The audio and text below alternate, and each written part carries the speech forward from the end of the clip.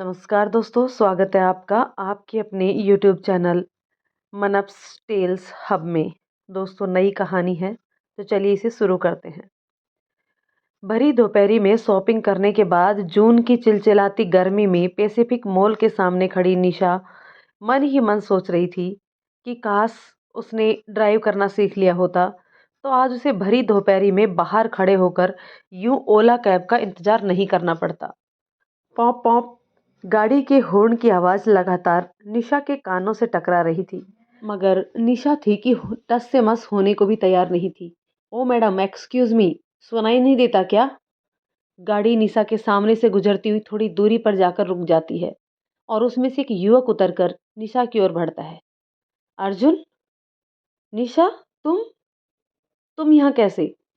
मैं तो पिछले 4 सालों से दिल्ली में रह रही हूँ, मगर तुम यहाँ कैसे? अपनी बताओ, तुम तो लखनऊ में थे ना? हाँ भाई, लखनऊ में ही था। तो क्या बंदा लखनऊ से दिल्ली शिफ्ट नहीं हो सकता? क्या कुछ गुनाह कर दिया? एक्चुअली मेरी कंपनी लखनऊ से दिल्ली ट्रांसफ़र हो गई है। ओहो! क्या हुआ?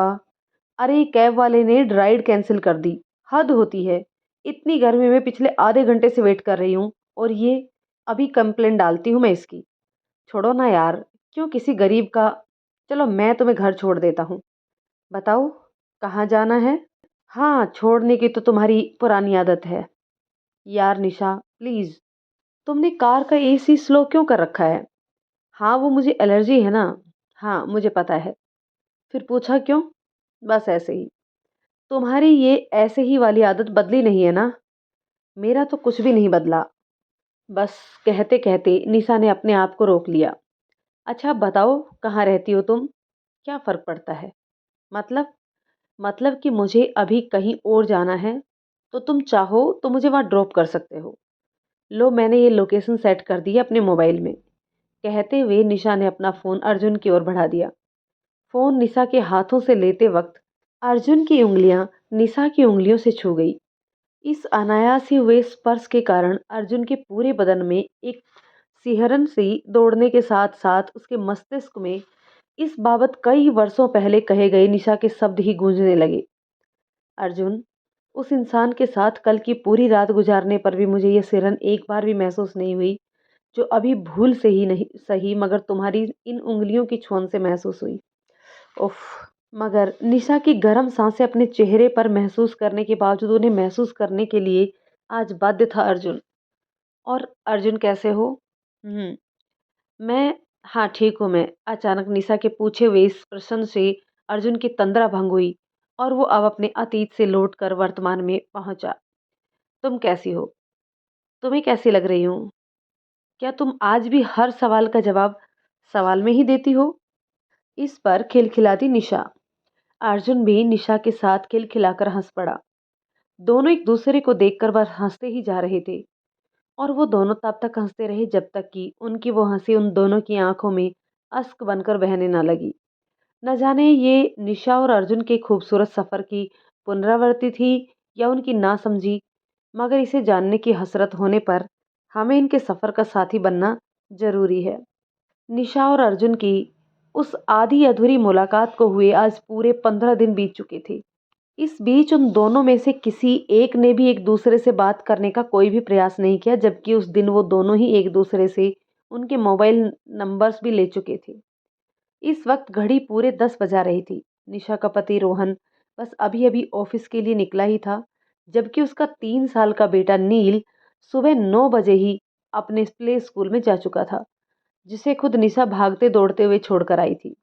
अब पीछे कुछ बचा था तो वो था निशा का बेतरतीब पड़ा हुआ सा घर, और उस घर में थकी हारी सी पड़ी निशा, जो कुछ देर आराम करना चाहते हुए भी आराम नहीं कर पा रही थी, क्योंकि उसके दिन की असली शुरुआत तो अब होनी थी। अभी तो उसे हर रोज की तरह चकरघिनी के जैसे नाचते हुए जल्दी जल्दी घर के सारे काम निपटाने के साथ साथ अपने बेटे नील को भी टाइम से प्ले स्कूल से वापस लेकर आना था। रोज की तरह आज भी जगजीत सिंह की गजलों को सहारा बनाते हुए निशा अपनी घड़ी की टिक टिक के साथ कदम ताल करने में जुट गई। तेरे बारे में जब सोचा नहीं था, मैं तन्हा था, मगर इतना नहीं था। जगजीत सिंह के इस खूबसूरत गजल के बीच में निशा के मोबाइल पर बजी व्हाट्सएप की एक छोटी सी नोटिफिकेशन टोन निशा के दिल को बहुत भीतर तक धड़का गई। न जाने क्यों निशा को इस पल सिर्फ अर्जुन का ही ख्याल आया, जो कि सही भी निकला। हाँ, ये अर्जुन का ही नंबर तो था, जो उस दिन निशा को सिर्फ एक बार पढ़ने में ही याद हो गया था। हाय। निशा बस उस मैसेज को देखे जा रही थी। पता नहीं उसे समझ नहीं आ रहा था, या वो समझकर भी समझना नहीं चाह रही थी, या फिर समझकर भी नासमझ बनी हुई थी कि उसका अगला कदम अब क्या होना चाहिए। हर रोज बहुत ही तेज तेज चलने वाले निशा के हाथ आज बड़े ही सुस्त पड़ गए। ये अर्जुन अभी भी व्हाट्सएप पर था, मगर जगजीत सिंह की गजल अब बदल चुकी थी। उस मोड़ से शुरू करें फिर से ये जिंदगी, हर राय जहां हसीन थी, हम तुम थे अजनबी। इस बार जगजीत सिंह के साथ सावित्री जी की भी फीमेल आवाज भी शामिल थी। न जाने इन दोनों का ये सफर अब शुरू होगा खत्म, या फिर खत्म होकर शुरू, या शुरू होकर खत्म। ये तो इनके साथ ही बनकर ही जान पाएंगे हम। निशा का दिल जोर जोर से धड़क रहा था। इतनी घबराहट तो मुझे कभी बोर्ड के एग्जाम में भी नहीं हुई, और ना ही कभी मेरे किसी रिजल्ट के इंतजार में। अपने आप में ही बड़बड़ाती हुई निशा ने अपने घर के पास के ही एक कॉफी कैफे में प्रवेश किया। निशा जाकर चुपचाप एक कोने की टेबल पर बैठ गई, जहां पहले से ही आकर बैठा हुआ अर्जुन उसका इंतजार कर रहा था। और इससे पहले कि वो निशा से कुछ कह पाता, निशा ने बोलना शुरू कर दिया। यार अर्जुन, मैं अब इतनी नज़दीक तुमसे मिलने कभी नहीं आ पाऊंगी। यार पता नहीं कब कौन पहचान का मिल जाए। और आज तो वो पड़ोस की मीना आंटी भी पीछे लग गई। पता है, मैंने बड़ी मुश्किल से उनसे पीछे छुड़ाया। उफ, कमाल लग रही हो। तुम्हारे ऊपर ब्लैक कलर बहुत जचता है। तुम्हारा ये गोरा गोरा बदन। बस बस, मुझे शर्म आ रही है। अगर तुमने और कुछ भी कहा तो मैं यहाँ से चली जाऊंगी। शर्माकर निशा ने अपनी पलकें झुकाते हुए अर्जुन से कहा।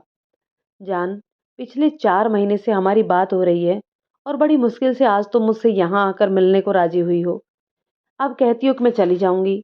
भला ऐसे कैसे चली जाओगी? हम जाने देंगे तब जाओगी ना? अर्जुन की इस बात पर सिहर उठी Nisha. Sir, order please. Waiter के आने पर भी जब अर्जुन ने निशा का हाथ नहीं छोड़ा, तो निशा ने उसे घूर कर इशारा किया, जिस पर अर्जुन ने निशा का हाथ छोड़कर अपने सामने टेबल पर रखा मेन्यू कार्ड उठा लिया और अपने और निशा के लिए कॉफ़ी ऑर्डर करने लगा। अब अर्जुन और निशा की मुलाकातें अक्सर होने लगी थी, कभी कॉफ़ी शॉप में तो कभी मॉल में, तो कभी किसी पार्क या मार्केट में। आज सुबह से ही मौसम बहुत ख़राब था। एक तो जनवरी की भरी सर्दी, उस पर रात भर हुई झमाझम बारिश। मगर इतने खराब मौसम में भी अर्जुन ने निशा से मिलने की जिद पकड़ रखी थी। दरअसल अगले महीने निशा का जन्मदिन था, मगर अर्जुन को आज रात ही अपनी कंपनी के काम से पूरे 20 दिनों के लिए विदेश जाना था, और इसलिए वो आज निशा के साथ उसका बर्थडे सेलिब्रेट करना चाहता था। इधर निशा का पति रोहन ऑफिस न जाने का मूड बनाकर बैठा हुआ था।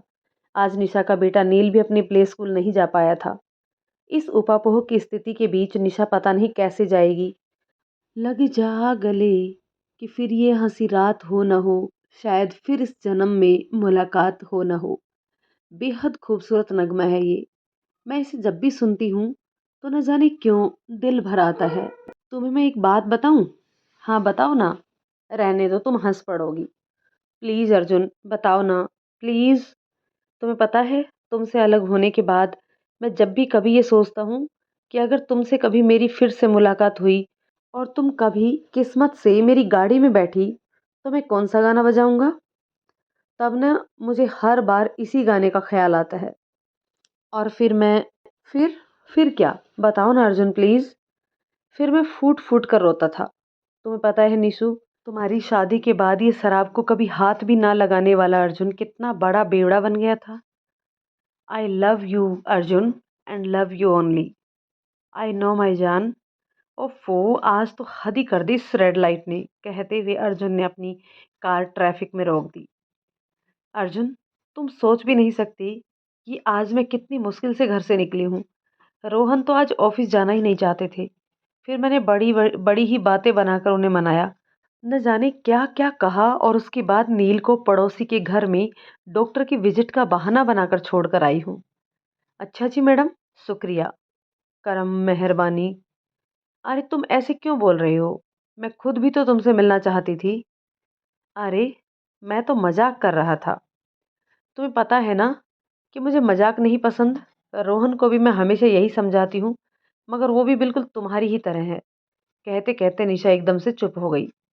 अब हमारे बीच में ये रोहन कहाँ से आ गया? मैंने पहले भी तुमसे कई बार कहा है, तुम मेरी तुलना अपने पति से मत किया करो। गुस्से भरे लहजे में अर्जुन बोला। सॉरी जान, माफ़ कर दो। अच्छा, अब आगे से कभी ऐसा नहीं बोलूँगी, कभी भी नहीं। अपने दोनों कान पकड़ते हुए निशा ने कहा। ओके छोड़ो अब, चलो उतरो। आ गया तुम्हारा प्रिय दिल्ली हाट। मुझे बहुत बुरा लग रहा है अर्जुन, तुमने मुझे इतनी सारी शॉपिंग करा दी और खुद कुछ भी नहीं लिया। अरे यार, तुम्हारे इस लड़कियों के बाजार में मैं भला क्या लूं? और फिर बर्थडे तो तुम्हारा है ना? हाँ, मगर मैं अपना रिटर्न गिफ्ट नहीं छोड़ने वाला। हाँ, हाँ तो बताओ ना तुम्हें क्या रिटर्न गिफ्ट चाहिए? बता दूं? हाँ हाँ, बोलो ना क्या चाहिए? दोगी ना? अब बताओ भी। अरे बिल्कुल बताऊंगा मैडम। शर्म भरे लहजे में अर्जुन ने निशा की आंखों में झांकते हुए कहा, और निशा के गोरे गोरे गालों पर हया की लाली छा गई। बातों ही बातों में अर्जुन द्वारा निशा को किया गया ये इशारा इन दोनों की जिंदगी में न जाने किस नए मोड़ की तरफ इशारा कर रहा था। हेलो अर्जुन, कब आ रहे हो यार? I miss you so so so much. I know dear, but मजबूर हूँ यार। हाँ मैं समझती हूँ। तुम्हें मेरी याद नहीं आती क्या? क्या लगता है आपको? मैंने पूछा है, तुम जवाब दो। सुबह शाम उठते बैठते हर वक्त, हर वक्त तुम मेरे साथ रहती हो जान। और ओफ़ो! क्या हुआ? कुछ नहीं, तुम बात करो ना। अरे मगर हुआ क्या? तुमने ओफ़ो क्यों बोला? अरे यार कुछ नहीं, वो कॉल वेटिंग आ रही है थी। किसकी कॉल है? बात कर लो। अरे वो घर से है, वाइफ़ का है ना? तो कर लो पहले उससे बात। कहते हुए निशा ने कॉल डिस्कनेक्ट कर दी। इसके बाद निशा खुद में ही खो गई। मैं तो कभी ऐसी नहीं थी। मुझे आज भी याद है अपनी बेस्ट फ्रेंड कृतिका साहू। वो यही नाम तो था उसका। मेरी बचपन की सहेली, जिसके बिना ना तो मेरी सुबह उगती थी और ना ही कोई शाम ही ढलती थी। मगर उस दिन जब दोपहर में वो मेरे घर आई थी और उसने बताया कि आज सुबह ही कोर्ट में वो अपने बचपन के दोस्त वीर से शादी कर चुकी है, जबकि वीर की शादी अभी पिछले महीने ही उसके परिवार वालों की मर्जी से हो चुकी है, तो कितना बुरा-बुरा बोला था उससे निशा ने।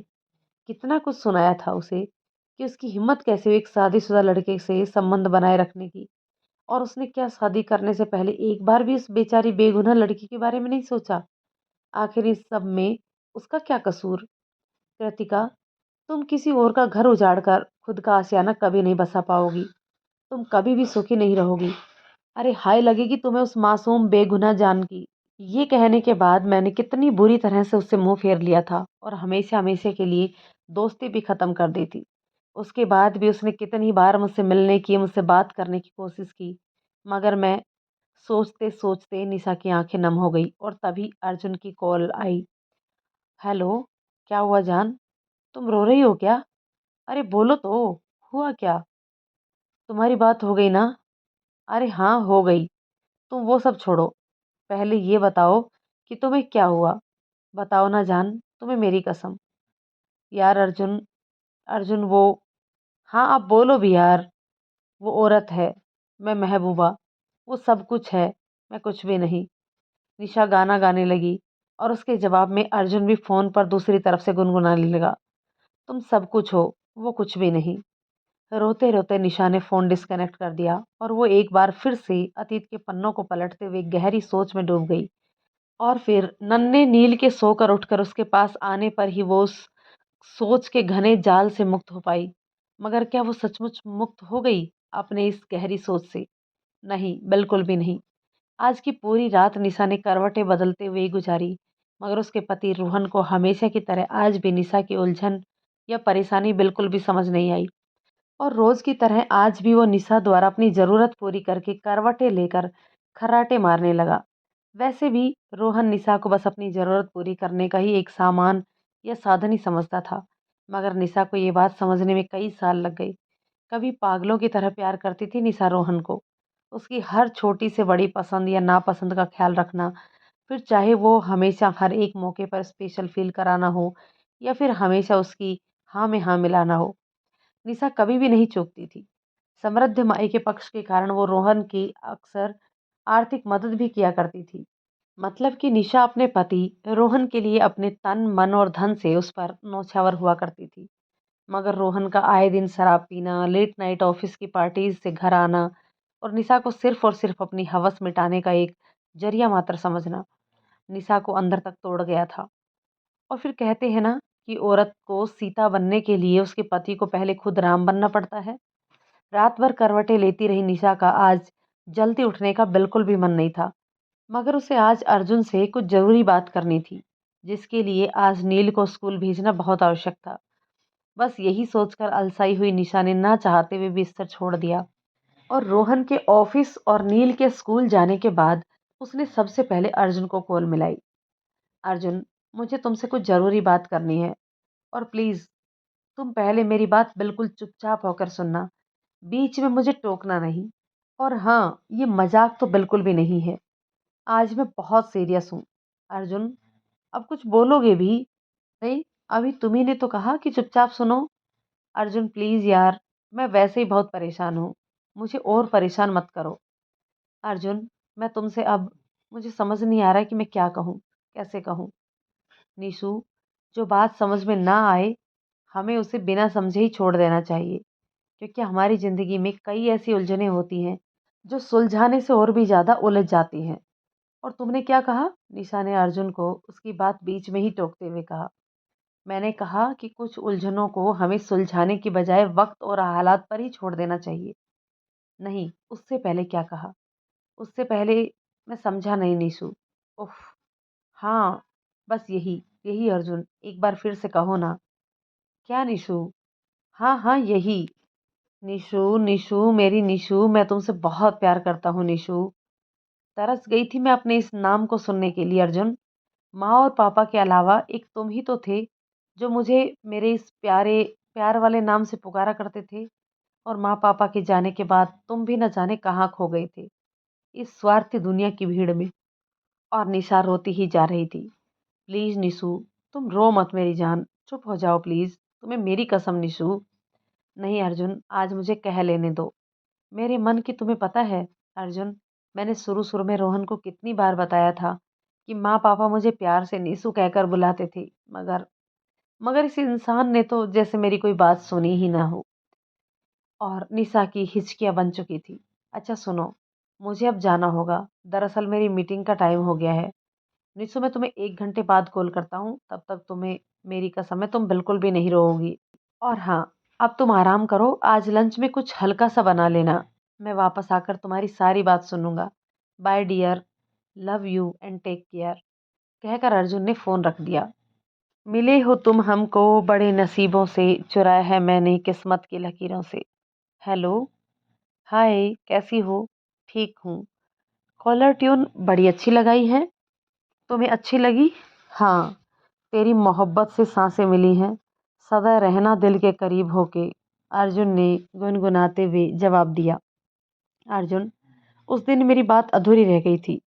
यार निशु प्लीज, अब तुम फिर से मत शुरू हो जाना। और फिर ऐसा तो नहीं है ना कि हम पहली बार इस टॉपिक पर बात कर रहे हैं? इससे पहले भी कई बार हमने इस विषय पर बात की है, मगर पता नहीं क्यों थोड़े थोड़े दिनों में तुम्हें वापस से वो एक ही सही गलत वाला बुखार चढ़ जाता है। अर्जुन, अर्जुन, मैं कुछ भी तय नहीं कर पा रही हूँ हमारा ये रिश्ता। तुम्हें कुछ भी तय करने की कोई जरूरत नहीं है निशु, मैं हूं ना जान। अर्जुन ने निशा को समझाते हुए कहा। अच्छा चलो, एक बात बताओ मुझे। पूछो। मुझे ये बताओ कि क्या खुद के लिए सोचना पाप है? क्या इस भागदौड़ और तनाव भरी जिंदगी में अपने लिए थोड़ा समय, थोड़ी सी खुशी ढूंढ लेना गुनाह है? बताओ निशु, क्या तुम किसी का बुरा कर रही हो अपने लिए थोड़ा सा अच्छा सोच के? बोलो, जवाब दो। हाँ, तुम शायद ठीक ही कह रहे हो अर्जुन। एक लंबी सांस लेते हुए निशा ने अर्जुन से कहा। शायद नहीं, मैं वाकई ठीक कह रहा हूँ। अच्छा चलो, अब ये सब छोड़ो। मेरे पास तुम्हारे लिए एक खुशखबरी है। मैं परसों वापस आ रहा हूँ। ओहो अर्जुन, इतने दिनों बाद, कहते हुए निशा की आंखें छलछला गई। मैं तुम्हें एयरपोर्ट पर रिसीव करने आऊं? Sure dear. अरे नहीं, रहने दो। मैं भी ना बस पागल ही हूँ। क्यों, क्या हुआ? आओ ना जान। तुम पागल हो क्या अर्जुन? वहां तुम्हारी बीवी, कहते कहते बिल्कुल चुप हो गई थी निशा। अरे यार, मेरी बीवी के पास इतना फालतू समय नहीं है कि वो मुझे लेने एयरपोर्ट पर आए। अरे यार, she is very busy person, you know. तो फिर पक्का रहा जान, तुम एयरपोर्ट पर आ रही हो और वो भी ब्लैक साड़ी, जो कि मैंने तुम्हें वैलेंटाइन डे पर गिफ्ट दी थी, तुम वो ही पहन कर आ रही हो। Okay, done. डन, निशा ने मुस्कुराते हुए कहा। अच्छा हाँ, एक और जरूरी बात, तुम्हें वो मुझे रिटर्न गिफ्ट भी तो देना है ना। अरे भैया, बाकाया हम किसी पर भी नहीं छोड़ते, शरारत भरे अंदाज में अर्जुन बोला। हाँ जी पता है, और हम भी सूद समेत वापस लौटाने वालों में से हैं, मिस्टर अर्जुन कोहली। अच्छा जी, याद रखिएगा अपना वादा, मिस निशा खन्ना। और दोनों खिलखिलाकर हंस पड़े। नील को बहुत तेज बुखार है। हाँ तो उसे दवा दो ना। हाँ दवा तो मैंने दे दी है, मगर तुम कहाँ जाने के लिए तैयार हो रहे हो, निशा ने रोहन से पूछा। मैं, अरे सॉरी, मैं तुम्हें बताना भूल गया। आज वो सिंह साहब के प्रमोशन की ऑफिशियल पार्टी है, पैराडाइज में। रोहन, तुम अभी अभी तो ऑफिस से आए हो और आते ही फिर चल दिए। प्लीज रोहन, आज मत जाओ। देखो नील की तबीयत भी ठीक नहीं है ना। अरे यार, जाना तो जरूरी है, मगर हाँ मैं जल्दी वापस आने की कोशिश करूंगा। कहते हुए रोहन कमरे से बाहर निकल गया। निशा नील के सिर पर पट्टियां रखती रही, और जब नील को कुछ आराम मिला तो वो अर्जुन से व्हाट्सएप चैट करने लगी। कुछ देर बाद अर्जुन भी उसे गुड नाइट मैसेज करके सो गया, और निशा अपने बेटे नील को अपनी गोद में लिटाए सारी रात बस यूं ही बुत बनी बैठी रही। कभी वो नील को छूकर उसका टेम्परेचर चेक करती, तो कभी उसके कुनकुनाने पर उसे थपकियां देती। इस बीच रोहन का एक भी फोन नहीं आया, और निशा ने चाहकर भी उसे कोई फोन नहीं किया। सुबह के 3 बजे रोहन नशे में धुत होकर लौटा। अगले दिन रोहन सोकर भी बहुत देर से उठा। तब तक तो निशा नील को बच्चों के डॉक्टर के पास से विजिट कराकर भी ले आई थी, और उसने नील को हल्का सा नाश्ता कराने के बाद दवा देकर सुला भी दिया। रोहन उठकर चुपचाप तैयार होकर ऑफिस चला गया।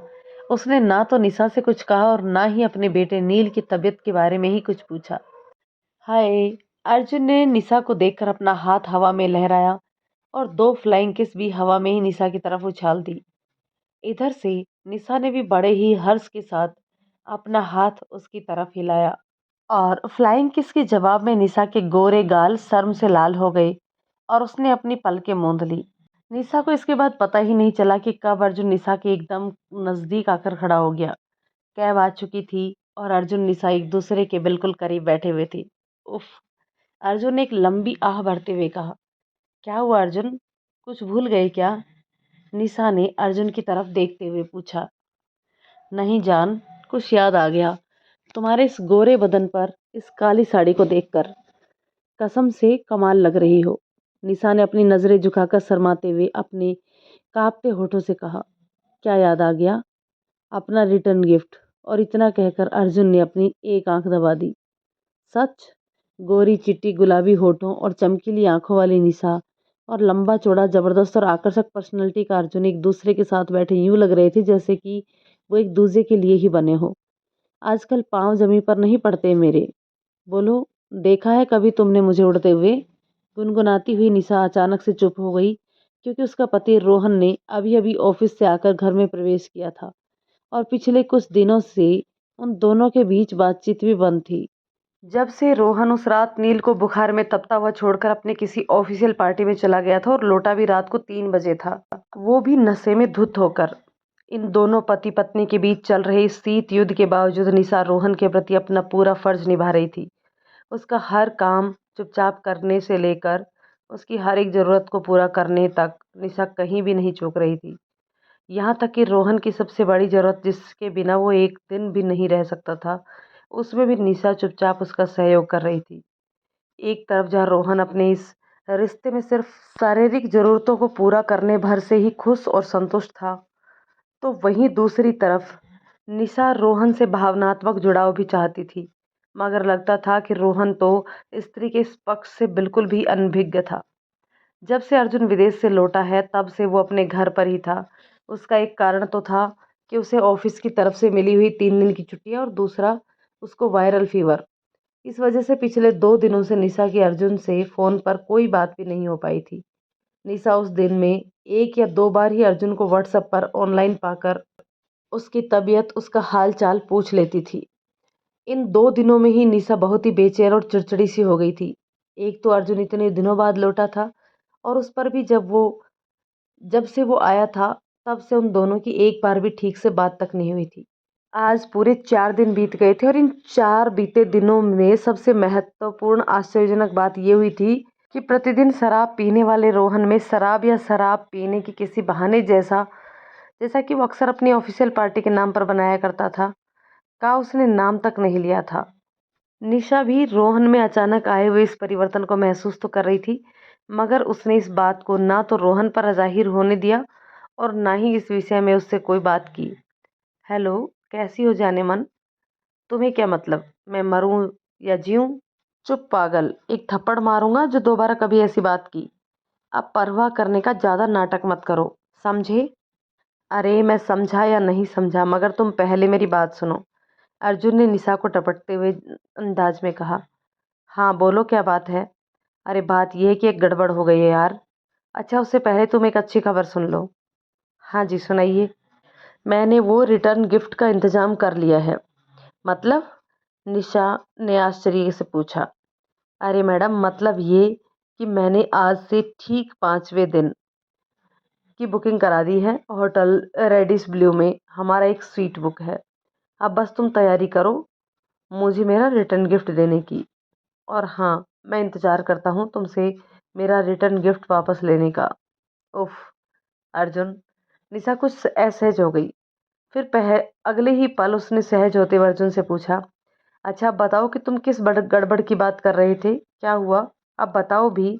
अरे भैया, तुम बताने दोगे तब ना मैं कुछ बताऊंगा। अच्छा बहन बताओ, हंसते हुए निशा ने कहा, और इस बात पर दोनों खिलखिलाकर हंस पड़े। अरे यार, हंसने की बात नहीं है, सीरियस मैटर है यार। अर्जुन की आवाज में अब गंभीरता आ चुकी थी, जिसे निशा ने भी महसूस कर लिया था। बोलो अर्जुन, क्या हुआ? अरे यार, वो उस दिन तुम एयरपोर्ट से मेरे साथ कैब में आई थी ना? हाँ तो निशु, वो उस दिन तुम्हारा क्रेडिट कार्ड न जाने कैसे वहीं कैब में छूट गया था। ये तो अच्छा हुआ कि घर पर उतरते समय मेरी नज़र तुम्हारे उस कार्ड पर पड़ गई और मैंने उसे अपने वॉलेट में रख लिया। हाँ तो इसमें क्या हुआ? ये तो गड़बड़ होने से बच गई ना। अरे निशु, तुम पहले मेरी पूरी बात तो सुनो। अच्छा सॉरी, तुम बताओ।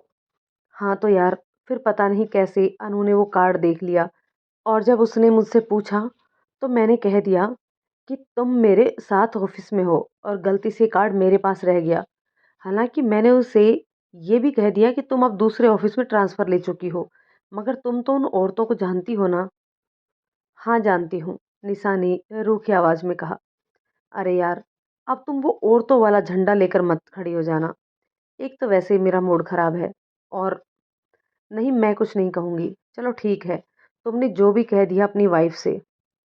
अरे यार, ठीक तो है, मगर वो जो महान औरत है ना, उसे कौन समझाए? मतलब मतलब ये कि परसों मेरी बेटी कनक का बर्थडे है, और उसके लिए वो घर पर एक छोटी सी पार्टी प्लान कर रही है। हाँ तो ये तो बहुत अच्छी बात है ना अर्जुन, इसमें इतना परेशान होने वाली क्या बात है? प्लीज़ यार, तुम क्यों मेरी धड़कनें बढ़ा रहे हो? ज़रा साफ साफ और जल्दी बताओ ना पूरी बात। निशु डियर, पूरी बात ये है कि इस पार्टी में मेरी श्रीमती जी ने आपका नाम भी गेस्ट लिस्ट में लिख रखा है। अर्जुन की बात सुनकर निशा बिल्कुल चुप हो गई, और फिर कुछ देर बाद खुद को संभालते हुए बोली, सॉरी अर्जुन, लेकिन मैं वहाँ नहीं आ पाऊंगी। I I can't face your wife. देखो निशु, आना तो तुम्हें पड़ेगा, खुद के लिए ना सही, पर मेरे लिए। और फिर ये फेस करने वाली बात कहाँ से आ गई? तुमने कोई गुनाह किया है क्या? और वैसे मैं भी कभी नहीं चाहता था कि तुम्हें लाइफ में कभी ऐसी सिचुएशन फेस करनी पड़े, मगर जान, अब जो हुआ है उसके बाद तो हमें समझदारी से काम लेना होगा। और फिर मैं हूं ना तुम्हारे साथ। तुम्हारी बीवी को तुम पर शक हुआ है क्या? क्या पता, वैसे ऐसा कुछ लगता तो नहीं है, लेकिन किसी के दिल में क्या है वो तो पता नहीं ना। तभी तो मैं कह रहा हूँ कि अगर उसे मुझ पर शक भी है तो तुम्हारे एक बार वहाँ आ जाने से सब ठीक हो जाएगा ना। ठीक है अर्जुन, मैं आऊँगी वहाँ। लव यू जान, लव यू टू। कहते हुए निशा ने फ़ोन रख दिया। बोझिल कदमों से निशा अर्जुन के घर की सीढ़ियाँ चढ़ती जा रही थी, और अचानक ही उसके कानों में एक शोर सुनाई पड़ा, जो शायद अर्जुन के घर के अंदर से ही आ रहा था।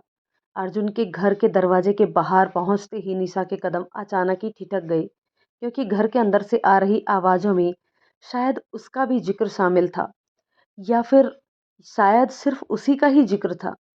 तुम्हें क्या लगता है कि मैं कुछ समझती नहीं, कुछ नहीं जानती? क्या तुम्हारे मुझे अनपढ़ समझ लेने से मैं सचमुच में अनपढ़ हो जाऊँगी? अरे मैंने भी एमए किया है, होम साइंस में। और तुम्हें पता है होम साइंस में एमए एमएससी होता है। अरे उस घटिया औरत के चक्कर में जो तुम आजकल देवदास बने फिर रहे हो ना, तो तुम्हें क्या लगता है कि मैं अंधी हूँ या फिर पागल हूँ? बोलो बोलो, चुप क्यों हो? अरे यार क्या बोलूँ मैं? क्यों? तुम नहीं बोलोगे तो और कौन बोलेगा? हाँ, तुम्हारी वो सो कोल्ड प्रेमिका। अरे ये जो हर वक्त कान में हेडफोन लगाकर तुम वो सूफी संगीत और रोमांटिक गजलें सुनते हो ना, क्या लगता है मुझे कुछ पता नहीं है? हाँ, और वो जो तुम्हारे व्हाट्सएप मैसेज, जिन्हें तुम्हारे डिलीट करने से पहले ही मैं देख लिया करती थी, अरे वो तो भला हो मेरी किट्टू कनक का, जिसने मुझे तुम्हारे फ़ोन का पासवर्ड बताया, वरना मैं तो अभी भी आंखें बंद करके भी अंधी बनी रहती।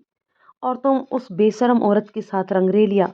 छी, कितनी नीच है वो गिरी हुई औरत। थू।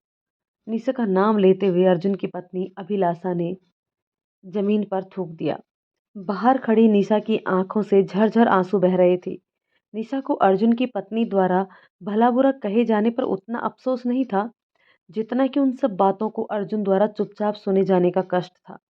निशा अपने गालों पर लुढ़कते हुए आंसुओं को पोंछती हुई वापस जाने के लिए मुड़ी, लेकिन अनायास ही उसके कानों में पड़ी अर्जुन की आवाज़ ने एक बार फिर से निशा के कदमों को ठिठकने पर मजबूर कर दिया। जान, ये तो तुम भी अच्छे से जानती हो कि मेरी ज़िंदगी में तुम्हारी जो जगह है, वो कभी सपने में भी किसी और की नहीं हो सकती। और फिर उन औरतों को तो तुम जानती ही हो ना। वैसे भी डियर, इन दूसरी औरतों का तो काम ही होता है हम जैसे शादीशुदा शरीफ लोगों की ज़िंदगी में आग लगाना। ना तो इनसे अपना खुद का घर ही संभाला जाता, और ना ही ये किसी दूसरे का घर संभलने ही देती हैं। और तुमने बहुत अच्छा किया जो उस औरत को आज घर पर बुला लिया। देखना आज मैं तुम्हारे सामने उस घटिया औरत को कैसे उसकी औकात दिखाता हूँ। हाँ, मैं पूरी तरह से अपनी गलती स्वीकारता हूँ कि मैं अपनी ज़िंदगी में ज़बरदस्ती घुस आई उस दूसरी औरत की मंशा नहीं भाप पाया। और मैंने जाने कब और कैसे उसकी बातों में आ गया। मगर अब मुझे समझ में आ रहा है डियर कि तुम बिल्कुल सही कह रही हो। निशा के कानों में मानो कोई गर्म शीशा ही पिघल रहा हो। तभी अचानक निशा के फ़ोन की घंटी बज उठी, और इससे पहले कि कोई उसकी आवाज़ सुनता, निशा बड़े ही तेज़ कदमों से उल्टे पाँव अर्जुन की घर की सीढ़ियाँ उतर गई। जब निशा ने नीचे आकर अपना फ़ोन देखा, तो उसमें उसके पति रोहन की कई मिस्ड कॉल पड़ी हुई थी। निशा वहाँ से थोड़ी दूर चलकर एक पार्क में बैठ गई, और एक बार फिर से रोहन का कॉल आ गया। इस बार निशा ने कॉल उठा ली। दूसरी तरफ से रोहन की आवाज़ आई, हेलो निशु। तुम हैरान हो रही होगी ना अपने पति के मुंह से ये नाम सुनकर, मगर निशु, आज से मैं तुम्हें इसी नाम से पुकारा करूँगा। निशु, मैं जानता हूँ कि मुझसे बहुत गलतियाँ हुई हैं, और जिन गलतियों का शायद कोई प्रायश्चित भी नहीं है, मगर मैं फिर भी उन सारी गलतियों का प्रायश्चित करना चाहता हूँ। तुम तो जानती हो निशु कि मुझे ज़्यादा बात करना और बातें बनाना बिल्कुल भी नहीं आता, और मुझसे जो तुम्हारी सबसे बड़ी शिकायत है वो यही है कि मैं तुमसे बात नहीं करता। तो लो निशु, मैंने आज से ही कोशिश करना शुरू कर दिया है। देखो ना आज मैं कितना बोल रहा हूँ। Sorry Nishu, I am really sorry. जो मैं उस दिन पार्टी में गया और शराब पीकर बहुत देर से घर से लौटा, जो कि मुझे नहीं करना चाहिए था। मेरा मतलब है कि बिल्कुल भी नहीं करना चाहिए था। और तुम उसके बाद भी पहले की तरह ही मेरे सारे काम सब कुछ करती रही। तुमने मुझे कभी भी किसी भी काम को करने से नहीं रोका, मगर इस बात को समझने की बजाय मैंने हमेशा उसका नाजायज़ फ़ायदा ही उठाया। मगर बस, अब और नहीं। निशु, तुम्हें पता है, मैंने उस दिन के बाद से शराब को हाथ तक नहीं लगाया।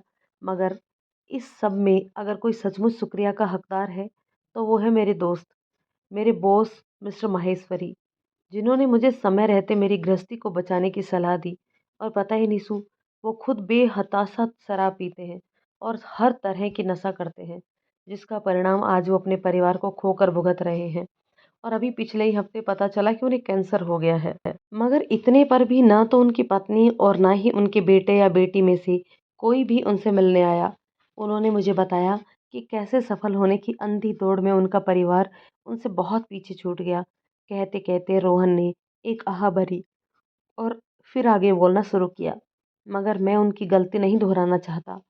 आई love you Nishu, I love you and Neel very very much. तुम्हें पता है निशु, उस दिन के बाद जब मैंने पीछे मुड़कर देखा तो मुझे भी सब कुछ बहुत धुंधला सा दिखाई दिया। और फिर उस धुंधलके में मेरे लिए जो एक रोशनी की किरण बनकर उभरी, वो थी तुम्हारी पुरानी डायरी, जो तुम शायद आज से 3 साल पहले लिखना छोड़ चुकी हो।